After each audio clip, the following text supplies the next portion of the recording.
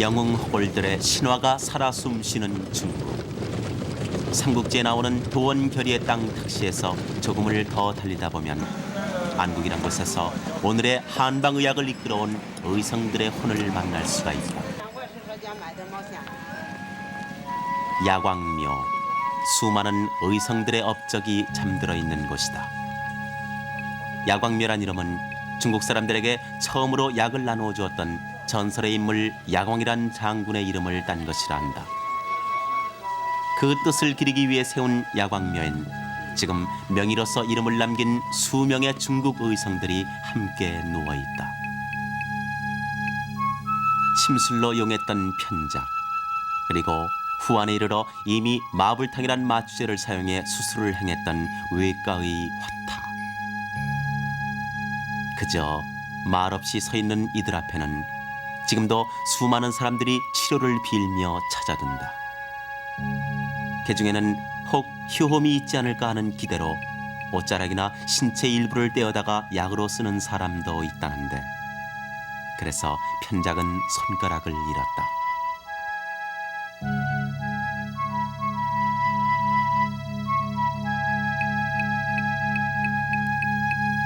명의의 혼, 그것은 과연 살아있는가? 그 혼은 지금 어디에서 그들의 후예를 길러내고 있는 것일까?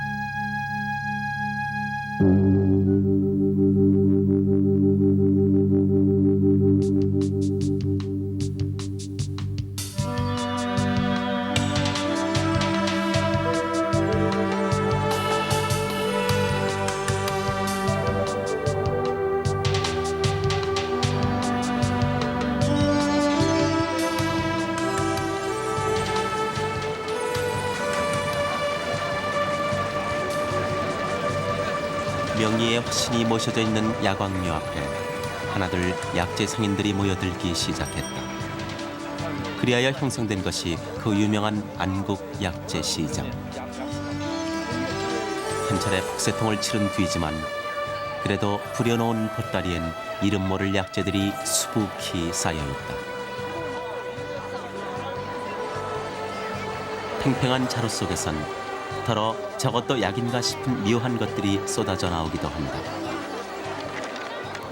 그 중에는 설사약으로 쓰이는 구반, 류마티스 관절염이나 신경통에 잘 듣는다는 백화사, 이것은 좀 비싼 약재다. 그리고 피부병이나 화상 치료제로 쓰이는 구렁이 껍질, 또 허약 체질이나 빈혈, 결핵 환자 등에게 인기 있는 거북이 껍질도 눈에 띈다. 6천여 종이나 된다는 중국 한약재. 의학적 성분보다는 상징적인 의미로 쓰여졌던 약재들이다. 이곳을 약의 고을, 즉 약주라고 하면 그 이름이 통합니다. 이곳에서는 연례적으로 6월과 9월경에 한약재 전국 교례회가 대성황리에 개최가 돼서 이 기간 약 10일 동안에 거래되는 한약재의 수량은 무려 우리 돈으로 500억 원 상당의 물량이 거래되고 있습니다. 중국인의 한 달 수입은 많아야 200원. 그러니까 하루 거래 물량치고는 대단한 액수인 셈이다. 이 시장은 어느 정도 그 규모가 되는지 좀 말씀해 주십시오. 您介绍一下这个市场的规模。 시장 면적은 0.33제곱킬로미터 정도 됩니다. 정식 허가를 받고 점포를 내어 영업을 하는 사람은 700명가량 되고요. 정식 허가증 역시 그냥 노점상을 하는 사람도 5,000명가량이 됩니다. 점원들까지 합치면 시장 경영 인구는 10,000명 정도가 될 것입니다. 대개 이 시장에서 거래되고 있는 약재의 종류는 몇 가지나 됩니까? 在市场经营的药有多少种啊？ 네, 1,200여 종이 됩니다. 1,200여 종. 이 거대한 약재 시장을 이끌어온 이들은 물론 고객들이지만 그들 사이에 징검다리 노릇을 해온 약충자의 역할 또한 빼놓을 수가 없다. 약충자란 주로 이곳에서 거래되는 약재들을 감정해 가격을 결정하는 일을 맡고 있는 사람들이다. 수천 종이나 되는 약재들의 등급을 매기는 약충자들의 감정 기술은 물론 전문 교육에 의한 것은 아니다. 어렸을 때부터 이 시장 저 시장을 기웃거리며 쌓은 지식과 경험이 그들의 감정기술 전부인 것이다. 이 일을 하신 지는 얼마나 됐습니까? 한 40년 되지요. 40년 정도라. 약의 품질은 어떻게 결정을 합니까? 뭐 생긴 모양이라든가 냄새 그리고 맛도 봅니다. 색깔도 중요한 결정 요소죠. 이것들은 종류가 서로 다른 조개 껍질입니다. 차이가 있죠. 그리고 이건 구갑, 그러니까 거북이 등 껍질이죠. 또 이건 조각열매라는 것입니다. 어떻습니까?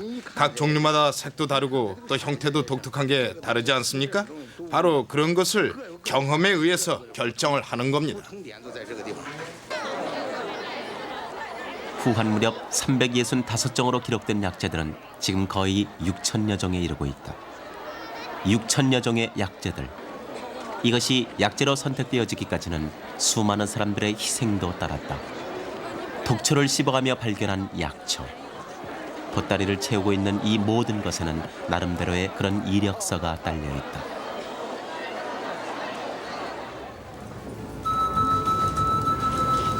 각각의 약재들은 생약 그대로 쓰이기도 하지만 대개는 가공이란 단계를 거치고 있다. 전통적으로는 주로 볶거나 끓이거나 태우는 식의 가공 방법을 쓰고 있다. 그러나 어떤 약재를 어떤 방법으로 가공하느냐는 매우 까다로운 부분이기도 하다. 가공 방법에 따라 약의 유효 성분이 강화될 수 있는가 하면 독소가 제거될 수도 있기 때문이다. 전문 기술 이상으로 정성을 쏟아야 하는 작업.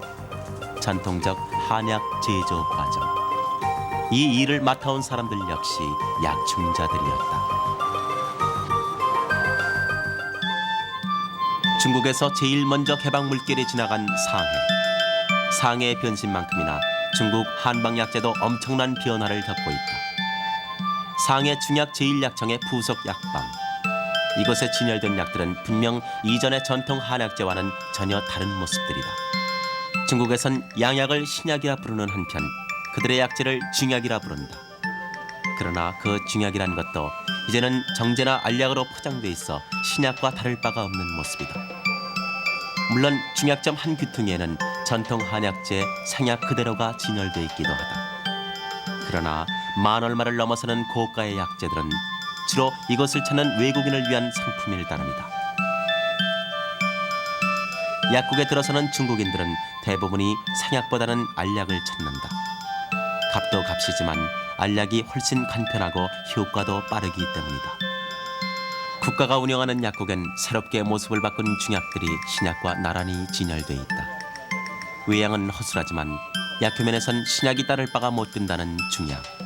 그중에는 살 빼는 약이니 목걸이 감기약이니 하는 혹한 약효를 내세우는 것들도 들어 있었다. 그렇지만 오늘의 중약계는 이제 그것을 숙제로 삼고 있지는 않다.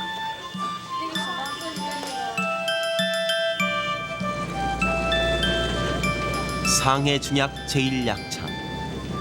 반짝 나타났다 사라지는 약들을 거부하는 야광의 후예들이 전통의약품 개발에 승부를 걸고 있는 곳이다. 현재 중국에서 만들어지는 의약품은 중국 약전에 기록된 1,500여 종. 그중 전통 중약을 대표할 만한 몇 가지 현대화된 제품이 이곳에서 개발되고 있다. 비록 완전 자동화 시설은 안 돼 있지만 신제품을 생산해내기에는 전혀 부족함이 없는 시설들. 여기서 만들어진 것이 일명 인삼 액기스라는 제품이다. 이제까지 달여서 먹어야 했던 인삼을 원액 그대로 조그만 병 속에 옮겨놓은 것이다. 10ml의 인삼 액기스. 인삼을 복용하고자 하는 사람은 누구나 이 주사위처럼 보이는 병의 꼭지를 따내고 간단히 입안에 흘려넣으면 그만이다. 물론 흡수 효과는 우수하다고 한다. 앰플로 된 병의 모양이 이채롭다.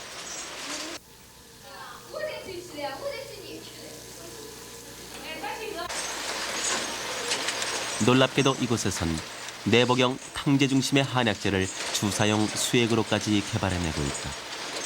그야말로 놀라운 발상이 아닐 수 없다. 게다가 이렇게 만들어진 주사액 중에는 주사를 해도 되고 마셔도 되는 앰플도 있다. 물론 그 효과는 동일하다고 한다. 대개 한약재에서 추출한 주사 원액은 검붉은 색을 띠고 있다. 그렇기 때문에 마지막 과정에선 원액 분리기를 통해 탈색을 시키기도 하는데 탈색 후 약효에 대해선 약간 회의적이다. 그리고 그다음에 또 서약이 해결하지 못하는 이런 부분은 또 중약으로서 주사약을 만들었을 때는 그 효과를 발휘할 수 있어요. 그 양약이 발휘하지 못하는 이런 부분을 중약이 또 주사약이 또 발휘할 수 있어요. 이제 예를 들어 천화분 주사약 같은 거는요, 그 중기 임신한 걸 정지시키는데 아주 절대적 작용을 하니까 그것을 많이 광범위 사용하고 있죠. 예. 주사약에 후유증은 없었습니다. 어느 정도 보편적으로 보면 괜찮습니다. 그렇지만 개별적으로는 문제점이 조금 있어요. 양양하고 비교해서는 양약하고 비교해서는 그 문제점이 아직도 적다고 인정되죠. 안전성이 크지요. 오히려 예, 오히려 안정성이 크지요. 예, 그렇게 느끼죠. 금전초 주사액.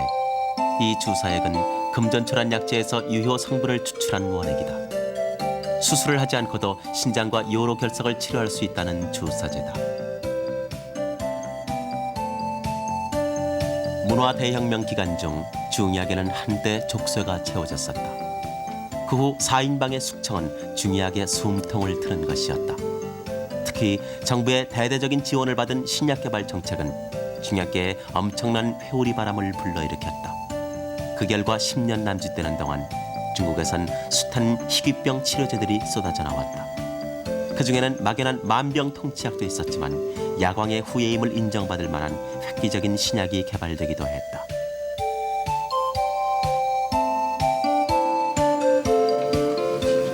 그 대표적인 약품이 바로 101 발모제. 순수 한약재만으로 머리카락을 나게 한다는 사실은 세계를 놀래키는 것이었다. 바로 그 101 발모제를 개발한 조장광. 그는 국민학교를 졸업한 이후에 별다른 교육을 받은 적이 없는 사람이다.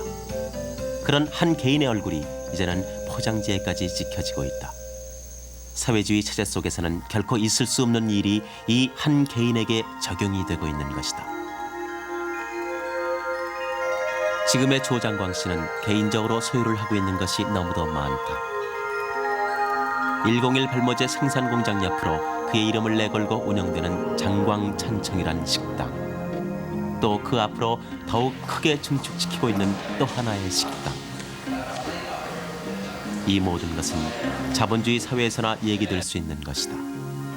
게다가 거의 외국에서 살다시피 하는 터라 만나보는 것도 그리 용이한 일은 아니라 한다. 조장광 씨, 그 유명한 101 발모제를 개발하신 분 맞죠? 예, 그렇습니다. 예. 그런데 그건 언제 발명하셨나요? 예, 1974년 겨울입니다. 적용은 그 후 10년쯤 뒤인 1985년 봄이었죠. 젊은 여자가 첫 환자였습니다. 다행히도 약을 바른 후 머리가 나더군요. 이 약을 만들어내는데 수차례의 배합 실험을 했습니다. 100번이 넘게 배합 실험을 했죠. 101번째 이르러 성공을 거둔 약입니다. 그래서 101이란 이름을 붙였습니다.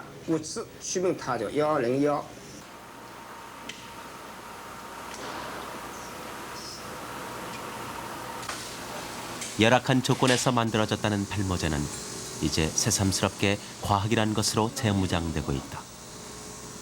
현재 나오고 있는 제품은 101A. 이전의 101 제품이 발모에 역점을 둔 것이라면 새로이 개발된 101A는 발모와 더불어 탈모를 방지하는 성분이 강화된 것이라고 한다. 하지만 무슨 성분이 어떻게 강화됐는지는 아무도 모른다. 같이 연구를 하는 사람들에게까지도 그것은 비밀에 붙이는 공공연한 사실이다. 오로지 최종적인 성분 배합을 아는 사람은 조장광이라는 자신뿐. 생산 과정을 모두 공개하겠노라고 약속을 했지만 여전히 금지되는 부분이 있었다.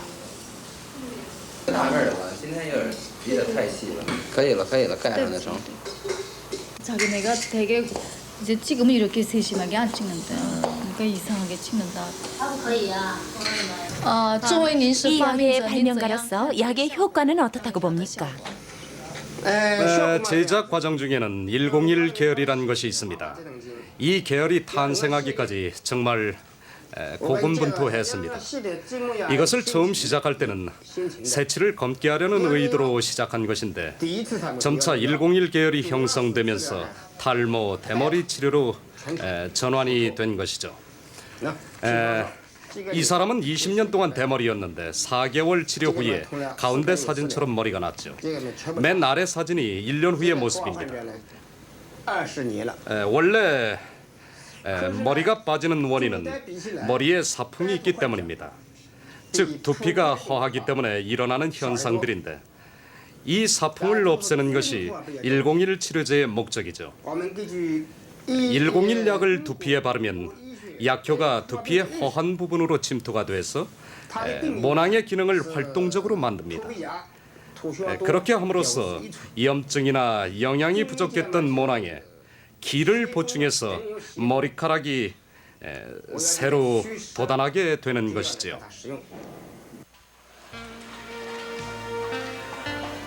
이 공장 종업원들은 모두가 청각장애자들이다. 단순히 사회사업의 의미를 부여할 수도 있겠지만 그보다는 세금 감면 혜택을 얻기 위함이 아닌가 싶다. 실제로 이 공장은 등소평의 아들이 연결돼 있다는 설이 유력하다. 최근 새로 인쇄된 설명서에는 4개국 말이 들어있다. 중국어, 영어, 일어, 그리고 한국어까지. 101의 인기는 타의 추종을 불허할 만큼 독보적인 위치를 굳힌 채 여전히 상승세를 타고 있다. 그러나 안타깝게도 천안문 사태 이후 공장은 부분적인 가동밖에 되지 않고 있다.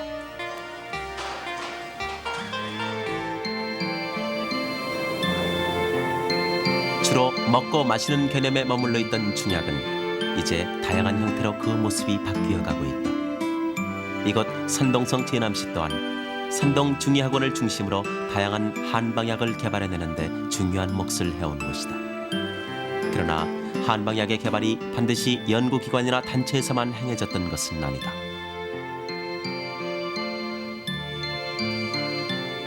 제남시에서 나름대로의 임상 연구를 거쳐 새로운 고혈압 치료제를 개발해냈다는 의사가 있다. 유은봉 씨. 중국에선 약을 3가지로 분류하는데 첫째는 독성이 있고 마취성이 강한 약, 둘째는 독성이 있으며 항생성이 있는 약, 셋째는 대중성이 있고 위험하지 않은 약이라 한다. 유 씨가 개발한 이 치료제는 마지막 3류에 속하는 약이었다.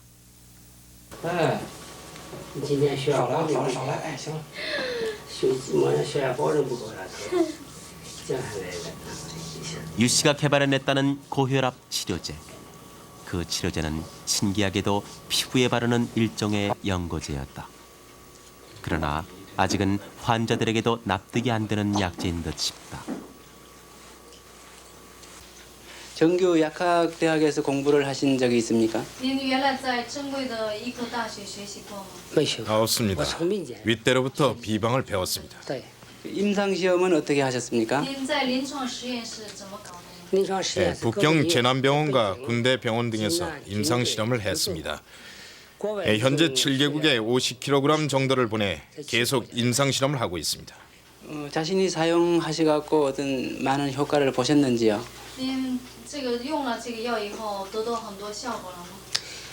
약을 바른 뒤 1시간이 지나면 효과가 나타납니다. 혈압이 내려가지요. 일주일 정도면 혈압이 정상으로 돌아오게 됩니다. 그 후 이틀 건너 한 번씩 계속해서 피부에 발라주면 완치될 수 있습니다. 혈보상이란 이 치료제는 특히 신장 이상에서 오는 고혈압 치료에 효과적이라고 한다.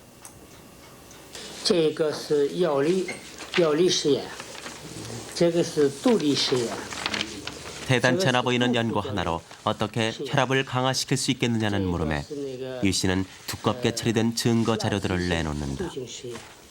민간 비방에서 개발시킨 고혈압 치료제는 이미 각 대학병원에서 수차례 동물 실험과 임상 치료를 통해 그 효과가 입증됐다는 것이다. 물론 국가연구기관으로부터 그 효능을 인정한다는 서류도 받아냈다. 게다가 이 혈보상이란 치료제는 세계 7개국에 특허 신청까지 해놓은 상태라 한다. 그 7개국 중에는 우리 한국도 포함이 돼 있었다. 석연찮게 보이는 연고지만 유 씨가 제시한 자료에는 분명히 뚜렷한 치료 효과가 표시돼 있었다.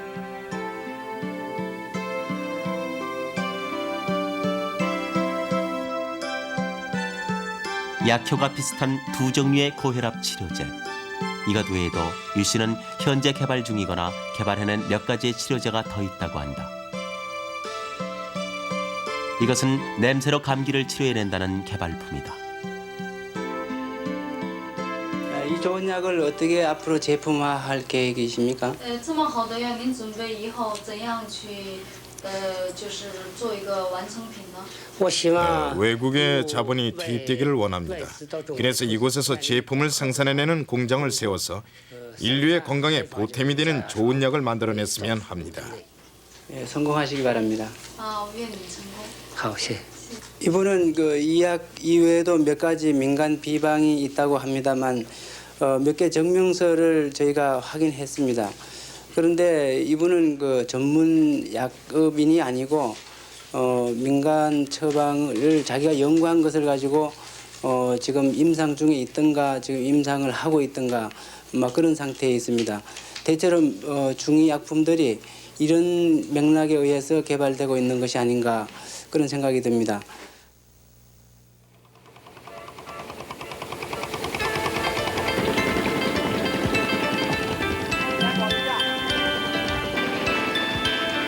(11억) 인구를 이끌어온 노대륙의 민간 비방들. 놀라운 속도로 개발되는 기상천외 중약 치료제는 오랜 세월을 두고 지금껏 수많은 사람들에게 임상적으로 적용이 되어온 민간 처방에 누적된 결과인 것이다. 살면서 터득한 민간요법이나 비방들은 오늘에 이르러 새로운 중약으로 개발되거나 또는 부분적으로 중요한 단서를 제공해주고 있다.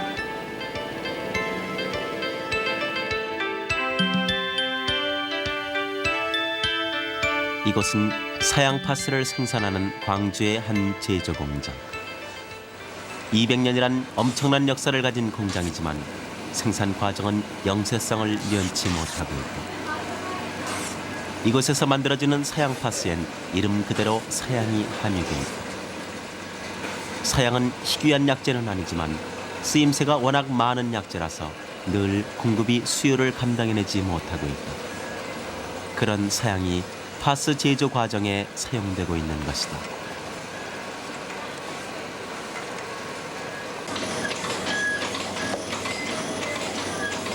열에 약하고 휘발 성분이 강해서 다루기가 까다롭다는 사양. 그럼에도 불구하고 굳이 사양 처리를 하는 이유는 무엇인가? 그것은 진짜 사양일까? 도대체 얼만큼의 사양이 어떻게 파스에 처리된다는 것일까?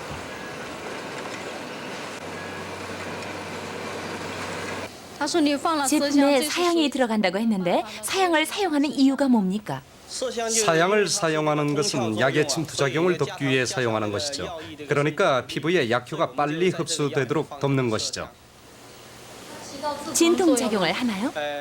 직접 관계는 없지만 약의 침투를 돕는다는 점에서 간접 효과는 있다고 봅니다. 사양이 비쌀 텐데 麝香很贵的， 그걸 진짜 넣는지. 是真的放麝香吗？ 진짜 넣습니다. 저희 파스에는 일정한 함량의 사양이 사용되고 있습니다. 넣는 사양을 조금이라도 좀 보여줄 수 있는지. 那个你放麝香，哪怕一点，给我们看一看是哪个是麝香好吗？ 예, 물론 보여줄 수 있습니다.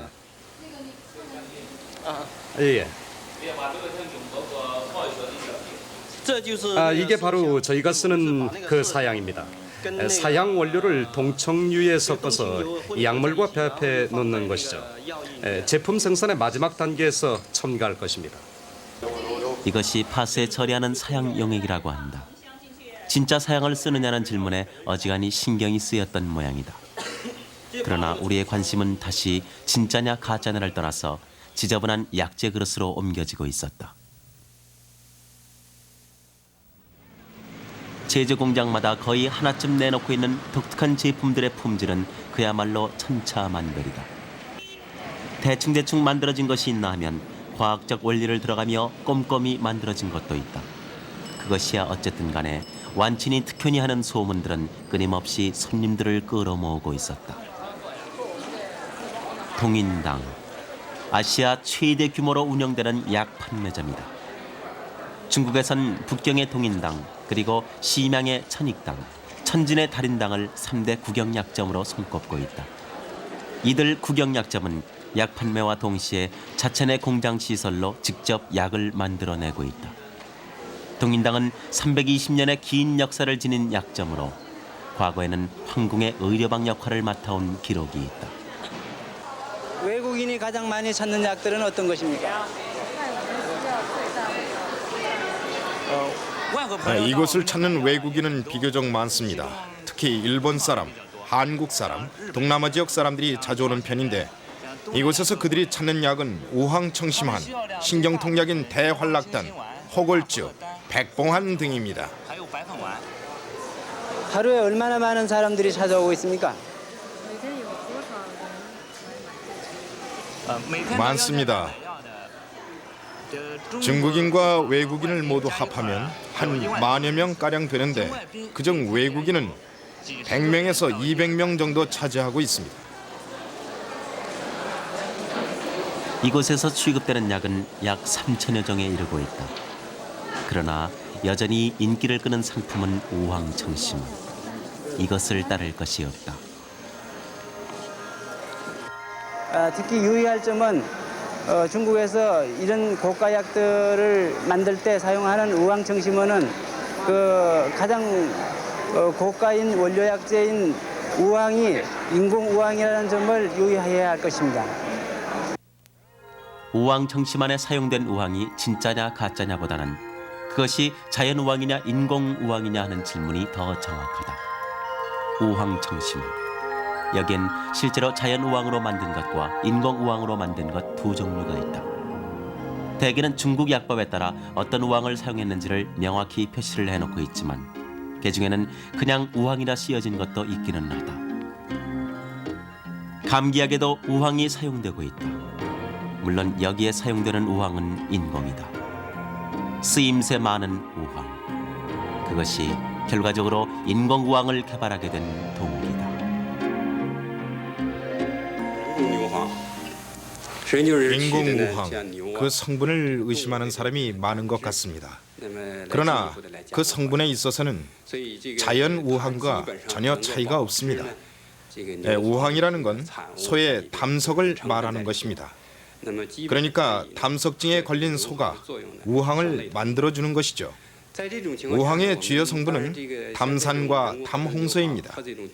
우리는 이것을 얻어내기 위해서 두 가지 방법을 쓰고 있는데 그 하나는 돼지나 양과 같이 몸집이 큰 동물의 담즙을 모아서 거기서 우황의 주요 성분인 담홍소를 축출해냄으로써 인공 우황을 만들어내는 것이고, 다른 한 가지는 소를 인위적으로 담석증에 걸리게 만드는 방법을 취하고 있습니다. 그래서 소의 결석이 생기게 되면 그것을 국부 수술로 빼내서 약으로 사용을 하고 다시 또 그 소의 결석이 생기도록 유도하는 방법을 씁니다.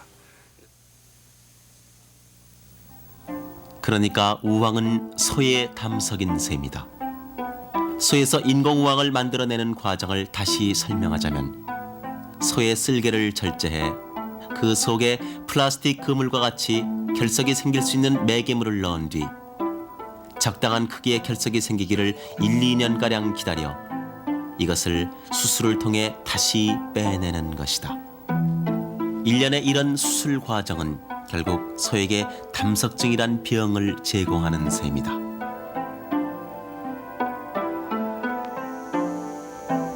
이것이 그렇게 해서 얻어낸 인공 우황이다. 색은 자연 우황에 비해 비교적 옅지만 약효를 결정하는 주요 성분인 담산과 담홍소의 함량에는 차이가 나지 않는다는 게 중의학자들의 견해다. 인공 우황과 인공 사형의 제조에 대한 구체적인 내용은 이제껏 극비로 취급된 부분이라고 한다.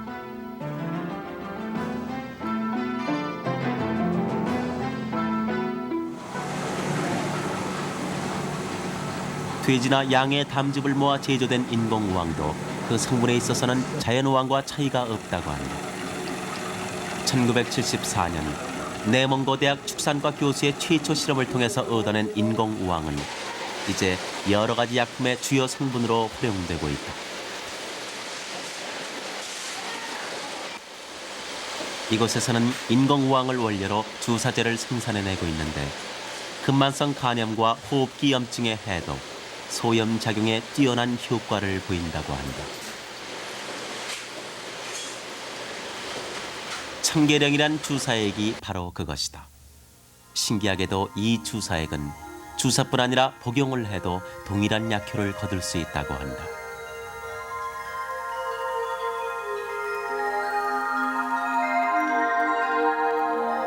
이시진, 오늘의 중의학의 대들보가 되고 있는 사람이다. 새로이 개발되는 중국의 신약들, 그것은 이제서 겨우 과학으로 새로이 잉태되고 있지만 그 비방의 뿌리는 여전히 이시진에 져서 본초 강목으로부터 양분을 빨아들이고 있다. 이미 명나라 때 1898종에 이르렀던 중약 하나하나의 임상적 의학 자료들, 그것이 오늘의 중약계의 새로운 돌파구를 거듭 열어주고 있는 것이다.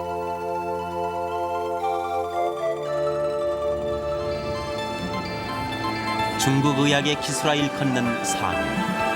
상해에서는 그간 세계의 이목을 집중시키는 획기적인 연구 사례가 잇따라 보고되고 있다. 최근 바로 이 상해에서 한약재로 암을 치료할 수 있다는 임상 보고가 나와 또 한 번 세계의 눈이 주목되고 있다.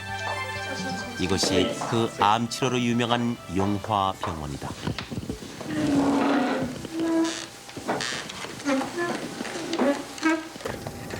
상해에서 용화병원이 암 치료로 유명하다고 듣고 왔는데 어떤 약을 쓰시는지 좀 소개해 주시겠습니까? 예, 그렇습니다. 대단한 치료 효과를 봤죠. 저희는 한약으로 암 치료를 하고 있습니다. 한 예로 위암을 치료하는데 환자 120명을 양약만 쓰는 그룹과 한약만 쓰는 치료 그룹으로 나누어 6개월, 1년, 2년, 3년, 5년간 계속해서 치유 상태를 점검해 보았습니다. 그 결과 양약을 쓴 그룹보다 한약을 쓴 그룹의 자녀 생존 기간이 훨씬 더 길다는 것을 알아냈죠. 간암, 위암, 폐암 모두 마찬가지입니다. 양약을 쓰는 것보다는 한약을 쓰는 방법이 암균을 억제하는 데 월등한 효력을 발휘한다는 사실을 주목할 필요가 있습니다. SRRS, 이 병원에선 암 치료법을 그렇게 부른다. 일종의 변증법적 치료 원리였다. 소화 기능을 강화시키면 기력이 회복되어 몸에 해독작용이 일어나 굳어있던 암세포가 풀어지게 된다는 논리다. 이런 과정을 진행시키기 위해서 각 단계마다 중요한 중약 처방을 내린다고 한다.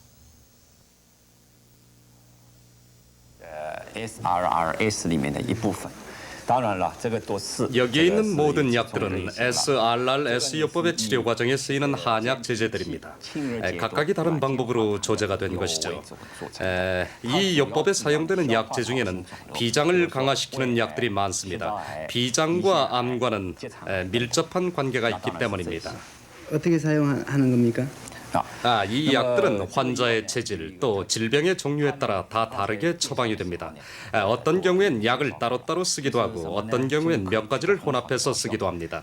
중요한 것은 SRRS요법과 이 약제가 결합하여 만성종양, 그러니까 식도암, 위암, 간암 등의 대단한 치료 효과를 거두고 있다는 것입니다.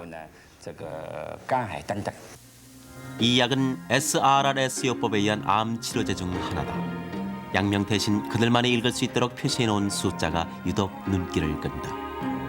한약으로만 제조된 이 약은 모두 임상실험을 통해 얻어진 것이다. 그러나 어떤 약을 어떤 증세 환자에게 적용하는지는 함구무원이다. 분명한 것은 이 요법의 극비 처방이 만성 암 질환 치료에 대단한 효과가 있다는 사실이다.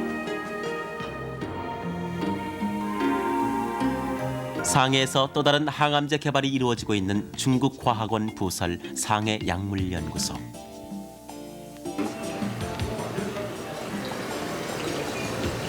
이곳에서는 현대화된 기기들을 동원해서 한약재의 약효에 대한 과학적 증명과 더불어 본격적인 신약 개발을 서두르고 있다.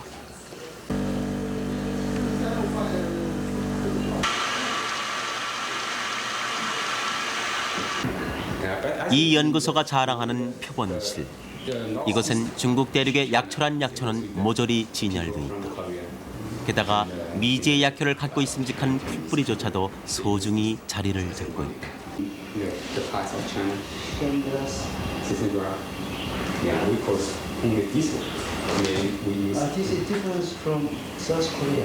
그중 몇 가지 특이한 식물로는 중국 인구 억제 정책에 비정아리만큼 엄청난 공헌을 해온 원화라는 낙태약. 그리고 간염, 간암 치료제로 익히 알려진 돌나물.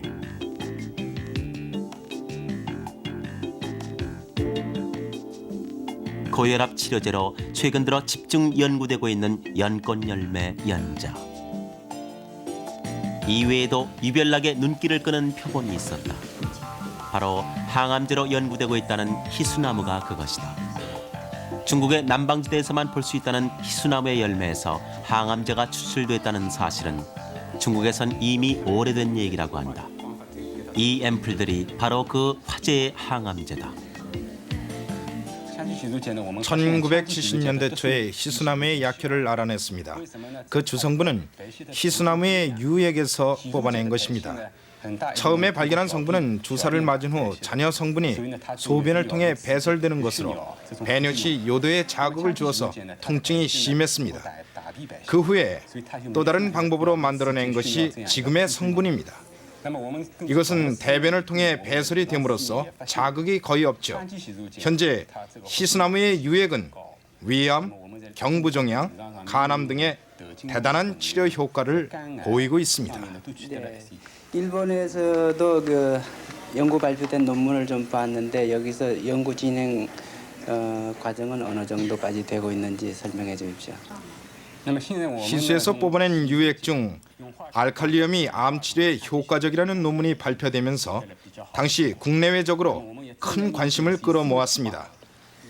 특히 일본과 미국에서 대단한 관심을 보였는데 그 결과 지금은 우리보다 일본이 연구에 더 앞선 부분도 있습니다. 그러나 애당초 이것은 우리가 발견한 것이고 더군다나 희수나무는 중국에만 번식하는 것이므로 이 분야에서는 당연히 우리가 앞서리라고 믿습니다. 희수나무 열매의 약효가 밝혀진 것은 70년대 초. 그러나 이 나무는 수십 년 전부터 바로 이 상해 약물연구소 뜰에서 싱싱하게 가지를 들이우고 있었던 것이다. 취재진들은 이것이 자작나무니 벚나무니 백화순이하고 한마디씩 거들었지만 아직은 중국에서만 볼 수 있는 유일한 수목이라고 한다. 희수나무 열매에서 액기스를 뽑아내기까지는 수차례 여과 단계를 거치게 된다.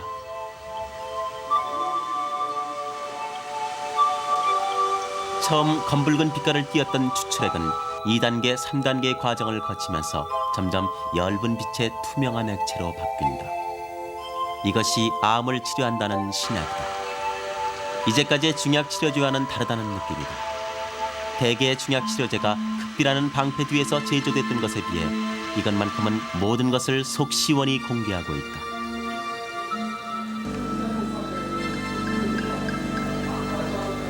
과학으로 설명할 수 있는 체계적 논리가 세워져 있기 때문만은 아닌 듯 싶다.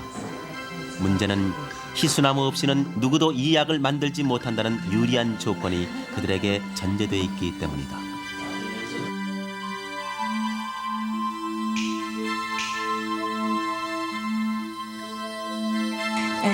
중국에는 많은 약초가 자라고 있고 더군다나 이 약초에 대한 연구는 수천 년에 걸쳐서 선대들이 쌓아놓은 업적입니다. 그리고 약초를 이용한 민간요법이 대단히 많습니다. 이런 사실을 바탕으로 항암제 등 불치병을 치료할 수 있는 중약을 개발해내려고 노력하고 있습니다. 그 차관점은 첫째, 한약재에서 항암제를 뽑아내는 방법이 있을 수 있고, 두 번째로는 그런 성분들을 새롭게 합성해내는 방법, 그리고 또 하나는 항균제 자체를 개발해내는 방법을 들 수 있습니다. 이 분야에 상당한 실적도 있고 머지않아 우리는 이 분야에서 주목할 만한 약을 개발해낼 것입니다. 약재나 이론으로 정착되지 못한 막연한 비방들은 아직도 무수히 떠돌고 있다. 이것을 과학적인 방법으로 증명해가는 작업, 그것이 중국 의학계의 현재 모습인 것이다. 중약의 껍질을 과학으로 벗겨내는 작업이 진행되는 전진기지는 각 성마다 하나씩 설립돼 있는 29개 중의과 대학이라 할 수 있다. 그중 시설과 고급 인력이 뛰어나다는 북경중의학원. 각종 실험 장비와 의료기기를 갖추고 그들의 경험 처방을 과학으로 입증시키려는 연구가 거듭되고 있다. 이것은 중국 한방의학계의 핵과 같은 부분이기도 하다.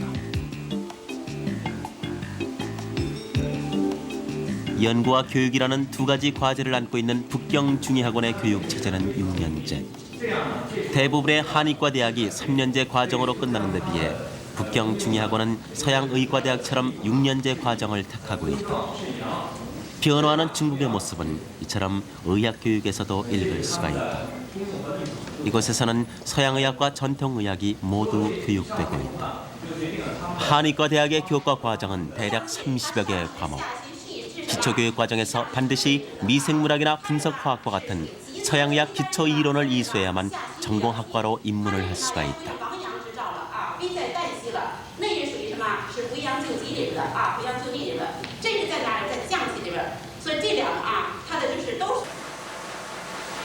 한의과 대학 내에는 각종 연구소와 의약품을 만들 수 있는 제약창이 갖추어져 있다. 이런 부설 제약창은 한의과 대학뿐만 아니라 일반 종합병원과 연구소에도 갖추어져 있다.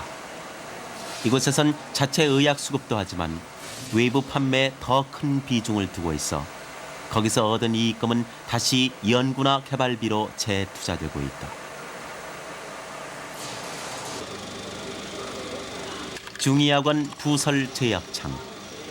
자동화 시설은 돼 있지 않지만 규모나 제조 시설 면에서는 거의 현대화된 모습이다.